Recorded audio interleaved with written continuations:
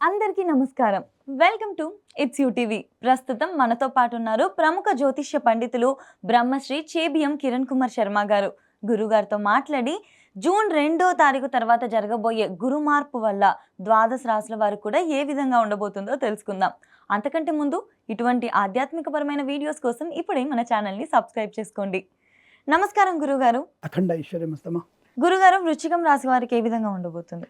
వృశ్చిక రాశి వారికి కూడా దాదాపుగా ప్రస్తుతానికి అష్టమ గురుడు కాస్త భాగ్యంలోకి వెళ్తున్నాడు. వీరు కూడా అత్యంత అదృష్టవంతులు అని చెప్పవచ్చు. అట్ ద సేమ్ టైం వీరికి కూడా శని యోగకారకుడే, అంటే మైనస్ ఏం కాదు. శని వీరికి రాశి వారికి పంచమ స్థాన శని బలంగా ఉన్నాడు. అండ్ చతుర్థంలో రాహు కొంత చిన్న అంటే తల్లిగారికి అనారోగ్యాన్ని సూచిస్తాడు రాహు అనేవాడు.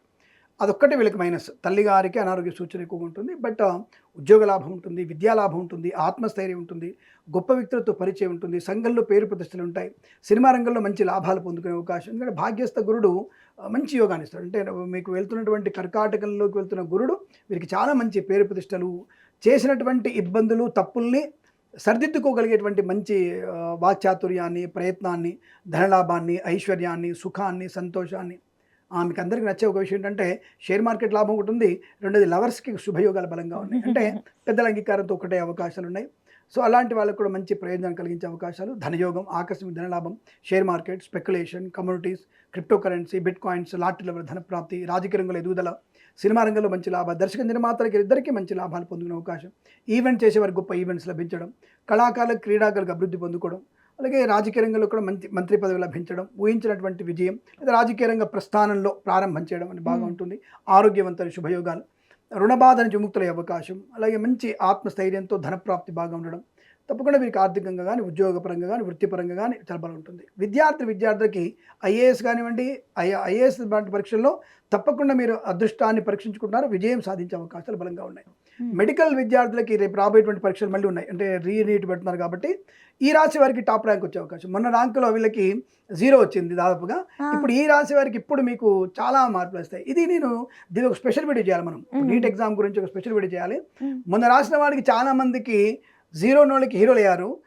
మొన్న హీరోలు అయిన అందరూ ఇప్పుడు 0 అయ్యడానికి అవకాశం చాలా మందికి ఉంది. ఇప్పుడు అది గురుడు మారిపోతున్నాడు కదా, డెంప్టేషన్ మారిపోతుంది, ప్రెజెన్స్ ఆఫ్ మైండ్ మారిపోతుంది, మానసికంగా కొంతమంది ఇబ్బంది పడ్డటువంటి విషయాలు కూడా ఉన్నాయి.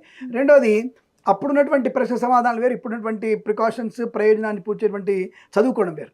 ఇంతకుముందు ఫెయిల్ అయిన వాడు ఇంకెక్కువ కష్టపడి ప్రయత్నం చేస్తున్నాడు, దాంట్లో వీడు ఇంకా పర్ఫెక్ట్గా ఉన్నాడు. ఎవడైతే రాశాడా తప్పకుండా నాకు వచ్చేస్తుంది, నేను మొన్ననే బాగా పాస్ అయ్యాను అనే వ్యక్తులకి దెబ్బ కొట్టే అవకాశం. అదాన్ని ఒక నేను స్పెషల్ వీడియో చేయాలనుకుంటాను, చేద్దాం తప్పకుండా. అది సో కాబట్టి అటువంటి వాళ్ళు జాగ్రత్తగా ఉండే ప్రయత్నం. అంటే రాదని చెప్పట్లేదు, ఎవరిని నేను కించపరచట్లేదు, వాడిని నేను డిస్కరేజ్ చేయట్లేదు. బట్ బీ కేర్ఫుల్, బాగా చదవండి, అదొకటి చెప్తున్నాను తప్ప మనం డిస్కరేజ్ చేయడం కాదు. బికాస్ మనకి 1,00,000 మందికి ఒక డాక్టర్, ఎంతోమంది ఉన్నాడు మనకి అనుకుంటా. బట్ కంపల్సరీ ఉండాల్సింది 9,000 మందికి ఒక డాక్టర్ ఉండాలి మనకి. బట్ 1,00,000 మందికో 50,000 మందికో ఉన్నట్టుంది డాక్టర్లు మనకి ఎక్కువనే కావాలి. రెండవది, ఇలా కాపీ కొట్టి పాస్ అయ్యే డాక్టర్లు చేసేటువంటి సర్జరీ అనేది మనం ఎక్కువ రాసి చెప్పుకున్నాం. ఏదో చిన్న సెగ్గడ్డ అయితే కూడా క్యాన్సర్ ఫోర్స్ చేయనట్టుగా ఉండేటువంటి డాక్టర్లు అలాగే ఉంటారు. కాబట్టి ఒక ఇంజనీర్లు కానీ ఇలా మా భాషలో మేము రాస్తాం, మా భాషలో మేము దిద్దుకుంటాం, మా భాషలో మేము డిగ్రీ చూసుకుంటాం, డాక్టర్ అయిపోతాం అంటే వాడు కడుపుకు వస్తాడా కాలుకు వస్తాడా తెలియదురా పెద్దవా, ఆలోచించండి కొద్దిగా. మనకి దానికి ఒక పరీక్షలు కొన్నింటికి నిర్దిష్ట ప్రమాణాలు ఉంటాయి. ఆ ప్రమాణాలతోనే మనం పరీక్ష చేయాలి తప్ప నా భాషలో నేను రాసుకుంటా, హిందీలో ఎందుకు రాస్తా, ఇంగ్లీష్ ఎందుకు రాస్తా, నన్ను తమిళము, నంద తెలుగు, నంద హిందీ, నువ్వు కేరళం, నువ్వు మలయాళం, నేను ఉర్దూ, నేను ఇంకో భాష, అది కుదరదు. అందరికీ కలిపినటువంటి ఒక భాషతోనే రాయాలి. ఆ పరీక్షలు ఒకళ్ళే వేరే వాళ్ళు దిద్దాలి తప్ప నా భాష వచ్చింది కాబట్టి నేను ఉర్దూలో నేను దిద్దుకుంటా ఏమంటే నువ్వు 100 మంది డాక్టర్లు తయారు చేస్తావు. ఆ 100 మందికి వాడి చెవు తెలియదు, కాలు తెలియదు, తోక తెలియదు. ఒకప్పుడు ఎంబీబీఎస్ అంటే, ఇప్పుడు ఫర్ ఎగ్జాంపుల్ నాకే చెప్తాను, నేను డాక్టర్ లక్ష్మణాచారి గారు ఉండేవాడు నల్గొండలో ఉండేవాడు. నల్గొండలో ఉన్నప్పుడు డాక్టర్ లక్ష్మణాచారి గారు డాక్టర్ ఉండేవారు, చాలా మంచి డాక్టర్. ఆయన ఈఎన్టీ స్పెషలిస్ట్. ఆయన నాకు కడుపుకి అపెండిక్స్ ఆపరేషన్ ఆయన నాకు, అలాగే నాకు గొంతుకి ట్రాన్సిస్ ఆపరేషన్ ఆయన నాకు, ఆ రెండు ఆయన చేశాడు. ఈ గొంతు అంటే ఆయన చేస్తాడు, ఓకే ఈఎన్టీ కాబట్టి. కడుపుకి ఎట్లా? అప్పుడు ఎంబీబీఎస్ అంటే అది ఆపాదమస్తకం తెలిసినటువంటి వైద్యులు వాళ్ళు. ఆపాదమస్తకం తెలుసు వాళ్ళకి. ఇప్పుడు గోరుకు డాక్టర్ ఉన్నాడు, గోరు కింద చుట్టుకైతే డాక్టర్ ఉన్నాడు, ఈ వేలికి ఒక డాక్టర్ ఉన్నాడు, ఈ నరానికి ఒక డాక్టర్ ఉన్నాడు, వెంట్రుకలో డాక్టరు, చర్మానికి ఒక డాక్టరు, కంటి కింద నలుపుకు డాక్టరు, కన్ను రెప్పలకు డాక్టరు.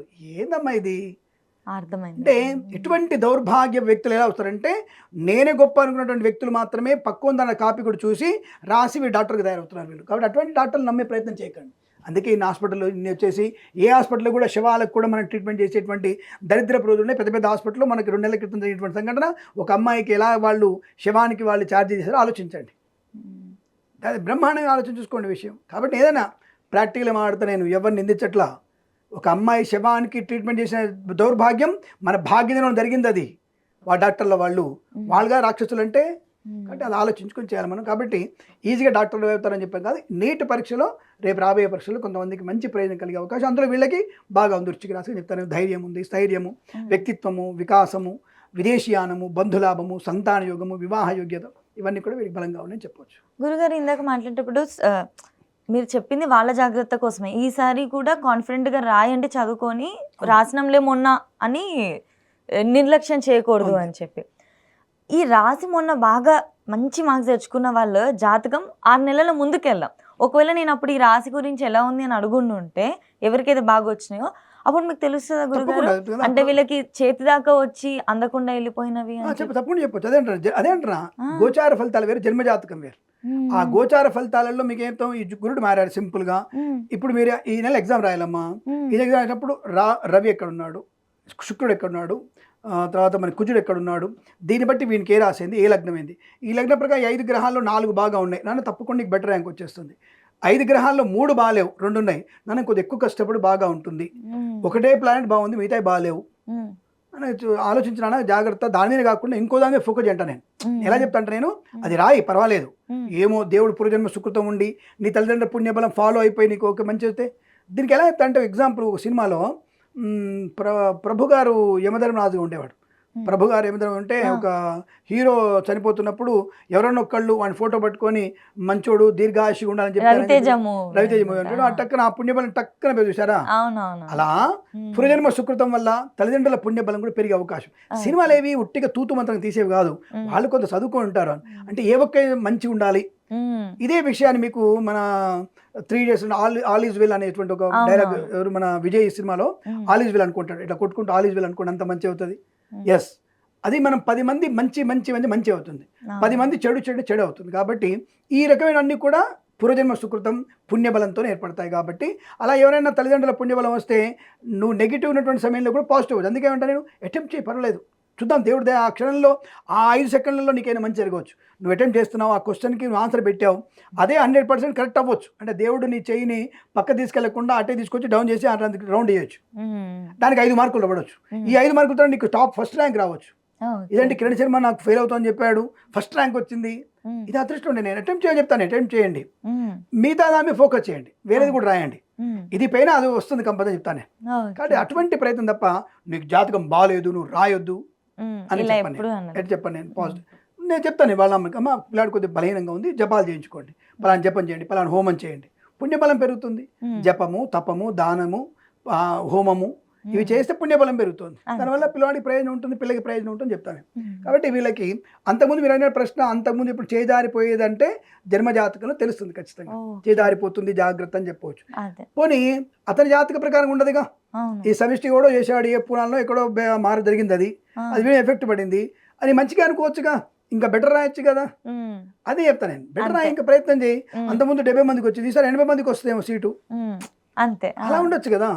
కాబట్టి తప్పకుండా మీకు వచ్చే అవకాశం. ఇంకోటి, అదే నక్షత్రం వాడు, అదే రాశి వాడు పోయినసారి ఫెయిల్ అయ్యాడు, ఒకరు పాస్ అయ్యాడు, సేమ్ నక్షత్రం, సేమ్ పాదం, సేమ్ ఊరు, సేమ్ లగ్నం, వాడు పాస్ అయ్యాడు. సరే కవలపిల్లలు అనుకుందాం, కవలపిల్లలు ఉన్నారు, వాడు పాస్ అయ్యాడు, ఫెయిల్ అయ్యాడు నీట్లో మొన్న. ఇప్పుడు ఏంటి పరిస్థితి, వీడు పాస్ అవుతాడు, ఫెయిల్ అవుతాడా? ఇద్దరు పాస్ అవుతారు.